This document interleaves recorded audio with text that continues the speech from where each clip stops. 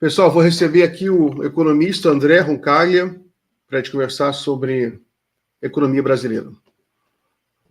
Bem-vindo, André, tudo bem? Tudo bom? Como que tá, Miguel? Tudo tranquilo. André, vamos falar um pouco de economia. É bom que tem dados econômicos quentes, recentes. O IBGE publicou recentemente o PIB. Teve uma reação engraçada que gerou um buzz na rede, né? Gerou uma certa polêmica na rede, que eu vou pedir para o Cainha colocar, que foi uma editorial da Folha. Coloca aí, por favor. Cainha. PIB avançou no primeiro trimestre, mas incerteza cresceu. O pessoal acha engraçado isso, né?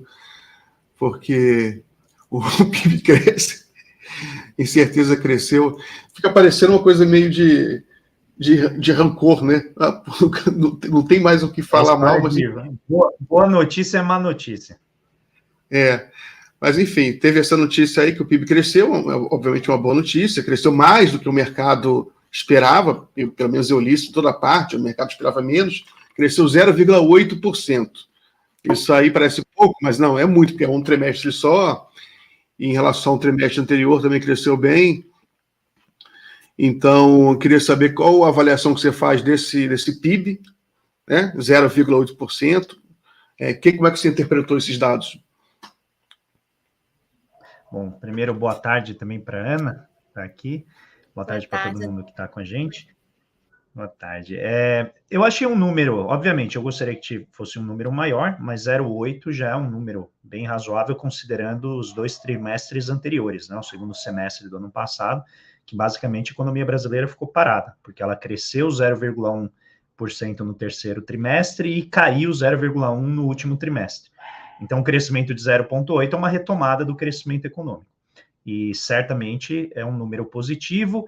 Ele traz algumas nuances por baixo dele, né, que são principalmente o crescimento da indústria, que no trimestre não foi tão assim substancial, mas ele já mostra uma retomada da atividade econômica industrial. Nos últimos 12 meses tem um crescimento aí de aproximadamente 3,5%, algo em torno disso, de 3%. Quando a gente pega o dado de abril da indústria, é onde está um pouquinho mais de preocupação, porque ele já caiu 0,5%, tá? Mas no ano já tem um crescimento da indústria de transformação de 3,5%. Isso é um pouco fruto da combinação de queda do juro, né, a trajetória de queda, com os estímulos tributários que o governo vem dando para a indústria, tentando redirecionar um pouquinho mais de ânimo para o setor industrial, particularmente a indústria da transformação. Aí, quando a gente olha aquilo que motivou esse PIB de 0,8, a gente vê que foi investimento, que é uma notícia boa, e consumo das famílias, que é fruto também tanto da antecipação do pagamento dos precatórios, né, por conta de todo o passivo acumulado pelo governo Bolsonaro, que deu calote nos precatórios desde 2021, e também por uma série de medidas, como o Desenrola, né, que limpou o balanço de milhões de famílias, e isso ajuda também a sustentar um pouco o consumo, mas fundamentalmente a melhoria, né, o reajuste do salário mínimo acima da inflação e também a melhoria da renda. A gente está vendo uma melhoria do rendimento médio do trabalho, a renda como um todo está crescendo. Obviamente, a gente gostaria que crescesse mais rápido para recompor todas as perdas acumuladas nessa década dos anos 2010, em que a renda per capita caiu, né, no acumulado, mas certamente é um indicador de melhoria. Onde a incerteza aparece, e isso é importante destacar, primeiro, a gente não sabe qual vai ser o alcance dos impactos da tragédia no Rio Grande do Sul, então isso ainda está em aberto, porque existe um conjunto de forças contrárias, a gente tem que ver o saldo líquido dessas forças. Tem a parte da destruição, perda de vidas, perda de capital, perda de edificações, tudo isso, né, consolida algo que é dramático do ponto de vista, né, social, do ponto de vista da nação. Por outro lado, existe um processo de reconstrução que até o final do ano já deve começar a dar efeitos. Então, é bem possível que o saldo líquido disso não seja exclusivamente o lado negativo que a gente está vendo. Pode ser amenizado, em parte, pela reconstrução que deve acontecer conforme o governo, né, vai atuando de maneira republicana, né, colocando dinheiro, disponibilizando recursos para que haja reconstrução do Estado, e isso tudo deve amenizar um pouco essa queda. Então, a incerteza, ela particularmente reside no segundo trimestre, Miguel e Ana, porque a gente não sabe qual vai ser o impacto, né, traduzido dessa tragédia para os números do PIB. Como o estado do Rio Grande do Sul é um estado importante, é um estado rico, e tinha algumas culturas dominantes em termos de produção nacional, então isso pode gerar eventualmente algum impacto sensível sobre o PIB. A estimativa é que gire entre 0,3% e 0,5% do PIB, em termos de efeito total, mas olhando só esse lado negativo, né, sem considerar os potenciais efeitos da reconstrução. Então, por isso, essa incerteza de fato existe. Mas, para mim, ainda, a incerteza que a Folha não falou, e eu acho que é a incerteza mais relevante, é até quando vai essa sabotagem, né, por parte da atual diretoria nomeada pelo Bolsonaro, que está no Banco Central. Porque eles, sim, né, jogaram areia na engrenagem do Banco Central, deram um cavalo de pau no que era a orientação prospectiva de corte de 0,5 ponto percentual. E quando o Roberto Campos Neto toma essa decisão monocrática, sem combinar com ninguém do Copom, e decide simplesmente dizer que aquilo que estava combinado não estava mais combinado, o mercado reagiu, só que, curiosamente, comprou a narrativa dele. E a narrativa dele era a narrativa que, na verdade, atenta contra a credibilidade do Banco Central, que vinha sendo construída desde agosto de 2023, de uma transição tranquila, todos os diretores nomeados pelo Lula, sabe, sem falar, né, demais, sem agitar demais os mercados, e aí vai o Campos Neto, ele agita os mercados, vende essa narrativa, a Faria Lima compra a narrativa que é hora de parar o corte de juros, e a partir de agora se estabeleceu um pedágio sobre a nova diretoria do Banco Central, que vai ser, né, indicada em dezembro desse ano, no final de 2024, de que tem que convencer os mercados que eles não vão ser lenientes com a inflação. O problema é que convencer quem tem renda dependendo de não ser convencido, né, pessoas cujo emprego depende de elas não serem convencidas, é praticamente impossível. A única maneira de você fazer isso de forma convincente é se sujeitar àquilo que esse lado está pedindo, que é ser mais austero monetariamente, bloquear, né, ou interromper a queda da Selic. É isso que o mercado está impondo agora ao governo Lula. Não é a única frente, mas certamente é uma frente que eu considero de incerteza bem acachapante. Muito bom. André, deixa eu trazer aqui uma pergunta do nosso público, do chat. O Caio Batista, ele pergunta o seguinte: oi, André, discorra sobre as amarras do arcabouço fiscal, né? E os mínimos constitucionais para a saúde e educação, um dos motivos para o prolongamento da atual greve nas universidades e nos institutos federais. Como que você vê? E agradecer aqui ao Caio. Eu não acho que esse seja um dos motivos da greve das federais. O motivo da greve das federais tem a ver com o reajuste, né, do salário dos professores e a recomposição orçamentária das federais, que mesmo com o aumento do orçamento da educação vem sendo, né, reduzido por parte do Ministério, né? Então, feita essa colocação, né, eu acho que o arcabouço fiscal, eu já venho falando isso há algum tempo, ele impõe um ajuste que eu acho muito duro, excessivamente duro, no contexto internacional em que os países estão fazendo elevados déficits fiscais, a gente poderia ter uma trajetória um pouquinho mais gradual de ajuste, né? A maneira como esse regime fiscal sustentável foi formulada não foi uma forma unilateral do governo Lula. Essa foi praticamente uma imposição de como o Congresso estava constituído ali em 2023, e, no meu entendimento, era a condição para ser aprovado, senão a gente ia continuar sob a incidência do teto de gastos. Aí, qual é o problema? Né? Tem vários problemas com esse arranjo fiscal, mas certamente um deles é essa incompatibilidade entre a vinculação dos gastos em saúde e educação a medidas de receita que são, primeiro, mais amplas do que as medidas que regulam o regime fiscal, que é uma medida mais restrita, e, segundo, pelo fato de o esforço de arrecadação que o governo faz para poder ampliar o espaço de gasto no regime fiscal acaba acelerando mais rapidamente as despesas com saúde e educação, né, por conta dos pisos constitucionais. Então, essa incompatibilidade que várias pessoas registraram desde o início, acho que isso não tem muita discordância, ela está posta, e eu acho que ela ameaça o regime fiscal. Por isso que, assim como no teto de gastos, nenhuma reforma é perfeita, ela prevê tudo, assim, né? Nenhum arranjo de gastos prevê todos os problemas, ao contrário. O teto de gastos, ele tinha como condição uma série de reformas para você desvincular, desmobilizar recursos, tal, para poder cumprir aquela regra. E aí vem uma questão que é fundamental, que é, se a gente precisar efetivamente salvar o regime fiscal para justamente, vamos dizer assim, escolher, né, uma escolha política, de corrigir esse piso da saúde e da educação, como a gente vai fazer? Então, a reação imediata das pessoas é dizer que a única forma de fazer isso é negar os pisos. Eu não acho que isso seja verdade. Eu acho que tem formas de você financiar a educação e a saúde de uma maneira a não fazê-las perder dinheiro, garantir o financiamento delas, diminuindo a volatilidade desse financiamento.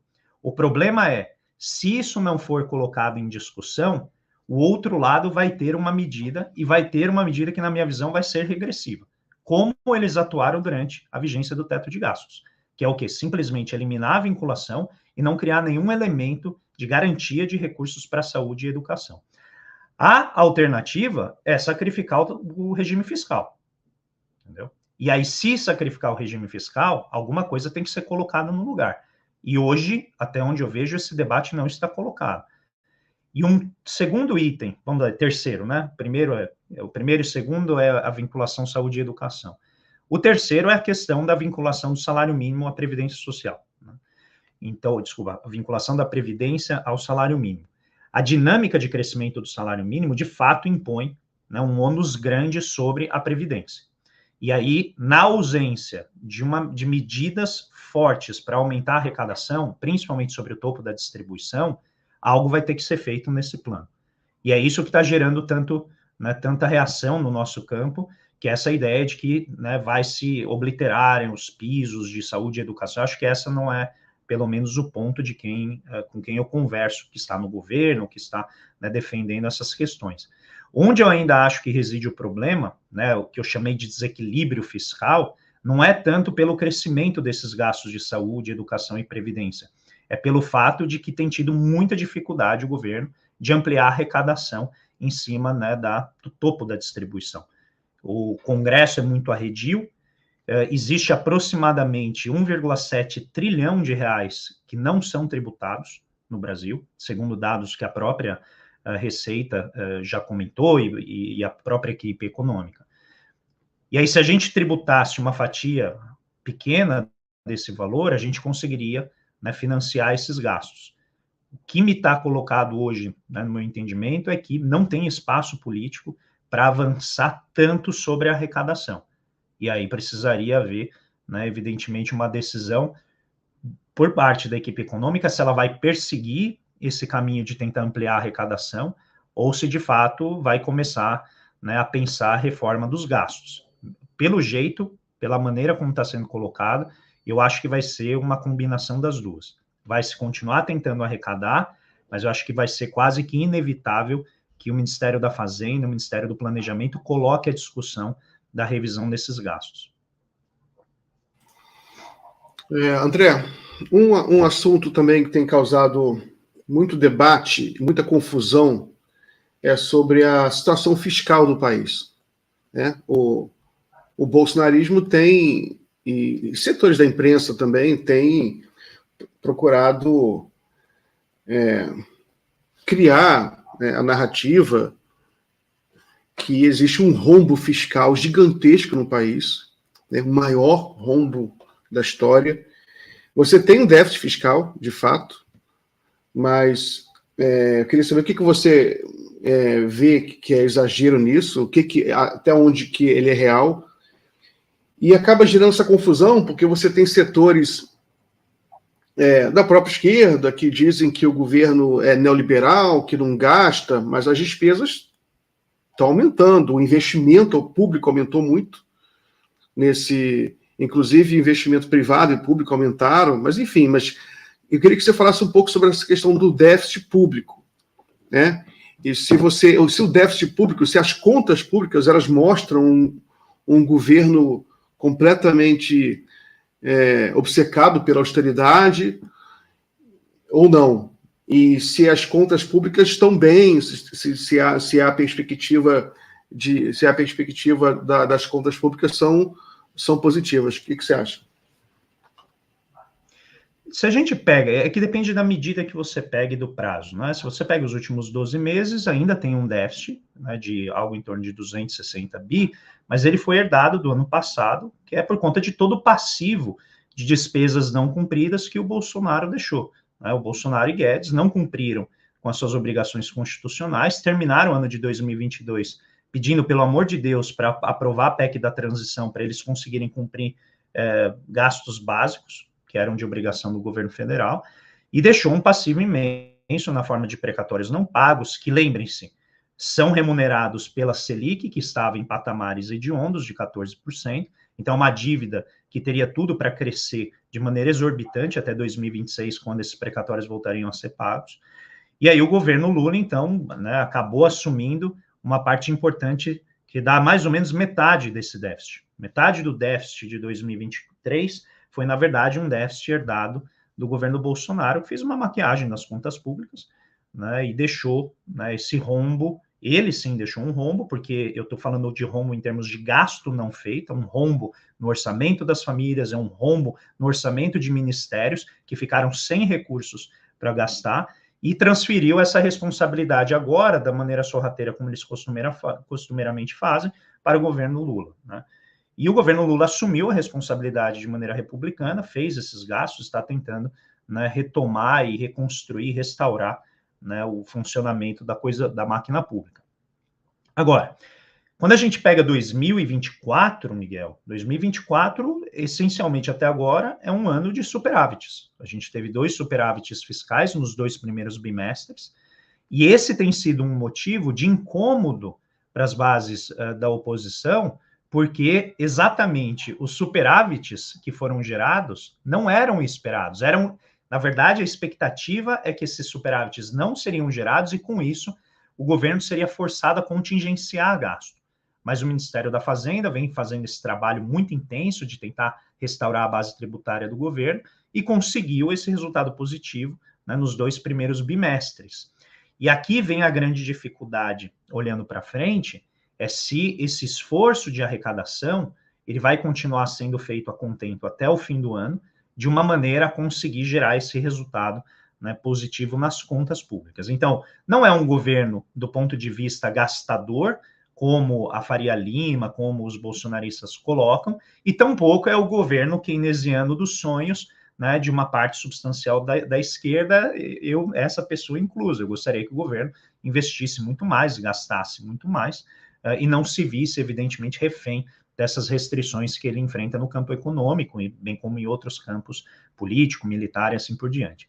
Então, é evidente que o governo, ele vem aumentando o seu gasto comparativamente ao que a gente tem antes, mas ainda está muito abaixo daquilo que precisaria estar, principalmente no que diz respeito ao investimento público. Investimento público no Brasil, ainda que ele esteja crescendo, ele ainda está muito baixo.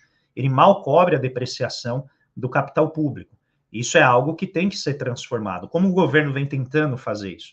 Primeiro, driblando as regras fiscais, e aí eu quero destacar que drible não é impedimento, né, porque muitas vezes o pessoal na imprensa driblou as regras como se isso fosse falta. Até onde eu sei, drible não é falta, que não pode fazer falta ou tem impedimento.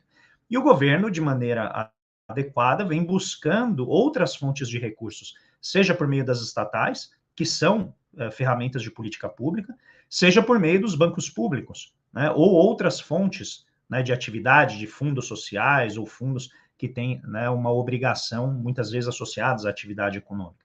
Então, eu acho que é injusto, muitas vezes, quando se cobra do governo que tente fazer milagre, sendo que foi imposto a ele uma necessidade de restrição fiscal. O governo, obviamente, tem corrido para onde ele pode, para poder destravar gastos, poder direcionar esses recursos para a economia, para poder ativá-la. E vem sendo bem sucedido.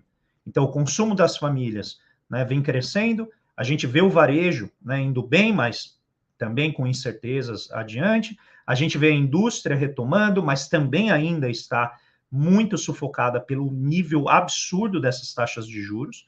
E isso a gente nunca pode deixar de destacar. E num cenário desse, o que a Faria Lima vai gritar é que o governo está usando o BNDES. Mas é exatamente o fato dessas taxas de juros não caírem que obriga as empresas a recorrerem ao BNDES, o que pode ser, na minha visão, algo muito positivo. Porque como o BNDES direciona recursos para setores que estão aliados à transição ecológica, né, tem a ver com investimentos verdes, com mudança da matriz produtiva, então é inevitável que essas empresas, para pegar esses recursos, tenham que cumprir essas obrigações com o BNDES. E isso pode acabar sendo muito positivo para a economia, ainda que, eventualmente, acabe atrasando um pouco a queda da taxa de juros, né, por conta desse questionamento, que a presença do BNDES diminui a potência da política monetária, então você precisa deixar o juro mais elevado por mais tempo para a inflação, né, convergir à meta. E aí o último ponto é essa imposição de uma meta bizarramente baixa para o Brasil, de 3%, com um país que tem o índice de indexação que a gente tem, que torna a inflação mais resistente à baixa. Então, você deixar uma taxa, uma meta de 3%, obriga, evidentemente, meta de inflação, a autoridade monetária a ser muito mais dura. A meta de inflação, desculpa. A meta de inflação de 3% obriga a autoridade monetária a ser mais dura, né, de maneira persistente. André, eu vi que a inflação brasileira está num nível baixo em relação a economias desenvolvidas, né? Mas, deixa eu te mostrar aqui um dado sobre o PIB, sobre a indústria. O IBGE publicou o dado da indústria recentemente. Coloca aí, por favor, Guinho. Aí, só para a gente ver. Você teve essa queda sobre março, né, 0,5% indústria geral. Mas a queda foi toda em bens intermediários. Eu queria saber o que significa isso aqui, ó. Bens de capital cresceu, né? Tava um desastre no Brasil. Você acompanha isso, né? Bens de capital, nos últimos anos tem sido dramático. E bens de capital, pelo pouco que eu sei, queria que você me corrigisse, é uma coisa muito importante, né? Porque é um termômetro importante para a indústria, que são os investimentos em maquinários. Cresceu bem, 3,5%, cresceu sobre o ano anterior 25%, e no acumulado do ano 4,7%. Duráveis também, duráveis é muito importante para a indústria, porque são as coisas de maior valor agregado na indústria, que ele me corrigisse, são os bens duráveis, como se diz, né? Geladeiras, fogões, as coisas que duram mais, carros, né? Automóveis, também cresceu muito aqui, ó, 26% no ano em relação ao ano anterior, 5,6% em relação ao mês anterior, e também um bom crescimento no acumulado, 6,7%. Você acha que esses números aqui dos bens de capital e duráveis, eles são alguma coisa promissora? Não, eles são bons, tá? Mas, primeiro, a base de comparação era muito baixa. Então, assim, a investimento em máquinas e equipamentos vinha numa decrescente fazia muito tempo. Então, crescer 25% em cima de uma base pequena, né, é positivo, é bom, é bem-vindo, mas também não é a solução. A gente simplesmente embicou para cima uma tendência que estava totalmente voltada para baixo. Mas não é pelo menos, a solução não seria cair, pelo menos está... Não, o que eu estou colocando... Não, é que eu digo solução, Miguel, é porque a gente precisaria de investimentos, algo em torno aí de 2% do PIB, tá, nesse setor, para a gente retomar, estou falando de infraestrutura também, e indústria, de pelo menos 2% do PIB. Então, é um número que é bem grande. E está quanto hoje, André? Não é só do setor público. Oi? E está quanto hoje? Hoje ele está girando ali, se eu não me engano, algo em torno de 0,5% do PIB. É muito pequeno, entendeu? Mas os anúncios que vêm sendo feitos, e isso é muito importante dizer, a aprovação da reforma tributária, ela começa a mexer hoje com o investimento. Porque como muitos investimentos vão maturar apenas quando a reforma já estiver operando, então todas as redes logísticas, os mapeamentos de gasto, eles começam a ser feitos hoje.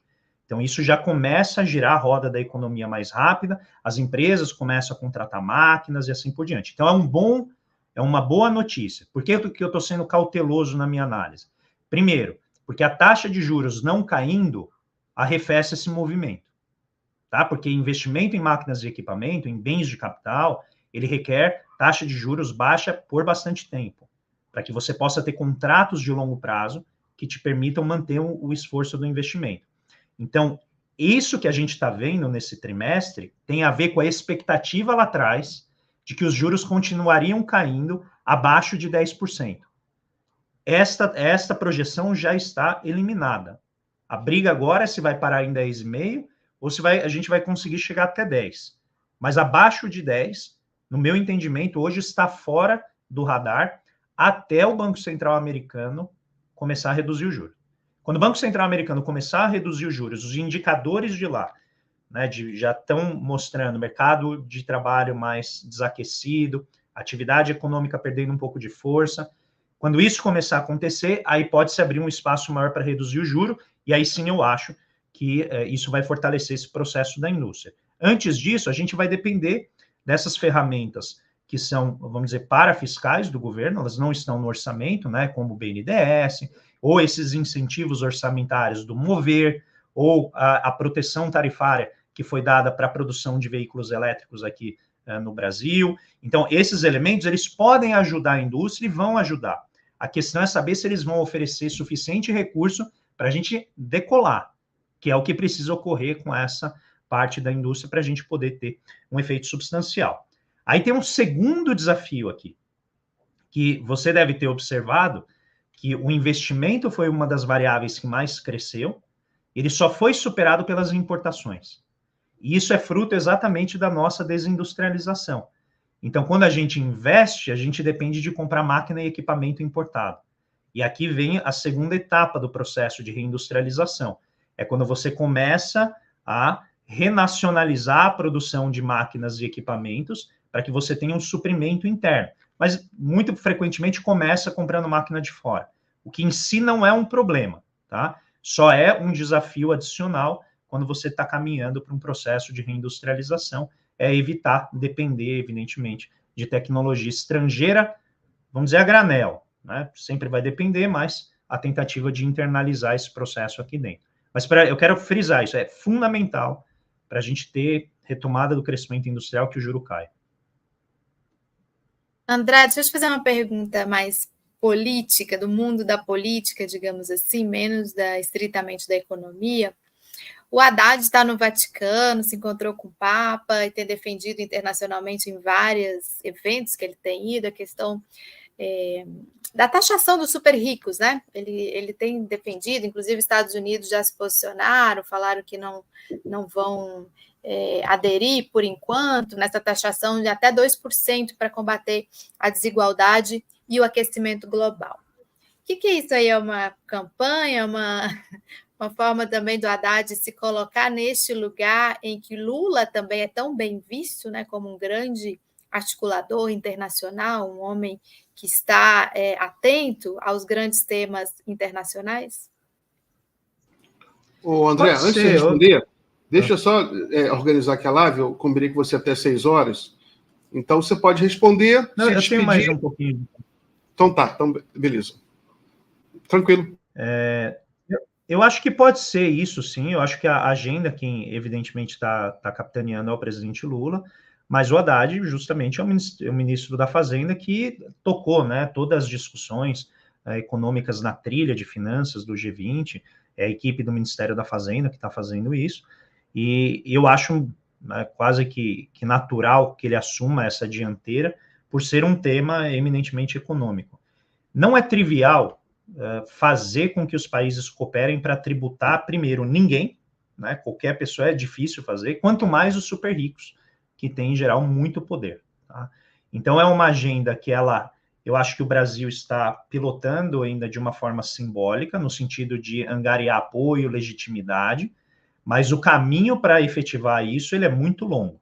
Ele envolve pressão internacional sobre os paraísos fiscais, para que eles tenham transparência com as informações. Esse é um processo que já vem desde 2006, mais ou menos, quando a Suíça começou a abrir mais os dados, né, que ela tinha principalmente o sigilo bancário de contas associadas a narcotráfico, a tráfico de pessoas, né, a corrupção de diferentes países, e essa rede vem se ampliando.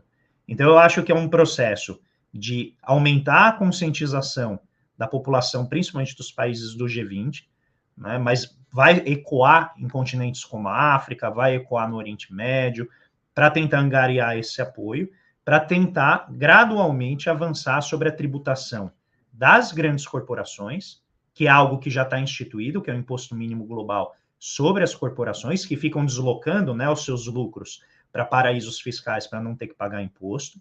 Agora, o caminho mais espinhoso, que é esse que você levantou, é tributar pessoa física.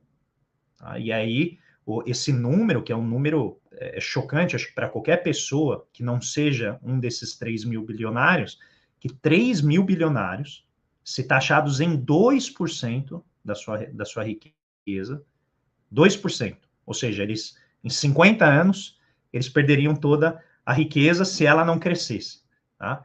2%, você juntaria algo em torno de 250 bilhões de dólares por ano, que é um valor substancial, né, 1/4 trilhão de dólares, que você poderia colocar para fundos de combate à fome, fundos de mitigação e adaptação, né, às mudanças climáticas, e o arranjo disso é um arranjo muito sofisticado, exige muita cooperação, mas, como eu disse, é muito espinhoso. E eu, particularmente, eu acho que isso aí não vai ter o efeito esperado, porque eu acho que os países não vão aderir com a intensidade que eles precisam, e a gente vai ter que, pelo bom e velho crédito multilateral, fazer essas mudanças, que é basicamente expandir o balanço do Banco Mundial, do NDB, eventualmente o FMI usar os recursos que ele tem para financiar investimentos que isso pode acontecer também, já tem até propostas nesse sentido, porque eu acho muito difícil os ricos ficarem passivos mediante esse avanço.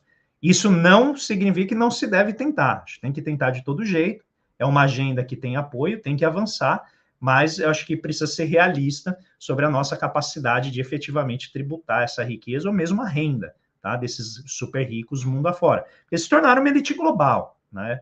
E enquanto tiver um conjunto de países que está aceitando esse dinheiro e não cede à pressão internacional, eles vão ter por onde escapar, com pelo menos aí, Ana, para ser conservador, metade da sua riqueza, tá? Porque a outra metade, em geral, é imóvel. Então é mais difícil de deslocar, mas nada impede de vender o imóvel, comprar ativos, comprar imóvel em outro lugar. Tá? Mas mesmo assim, tem uma parte da riqueza que é mais difícil de mobilizar, a outra não, e essa outra é a parte mais complicada de tributar. Mas o esforço tem que ser feito de qualquer maneira. Muito bem, André. Então eu vou liberar você. Obrigada, muito obrigado pela entrevista. Obrigadão, gente. Prazer estar aqui com vocês. Fiquem bem. Valeu.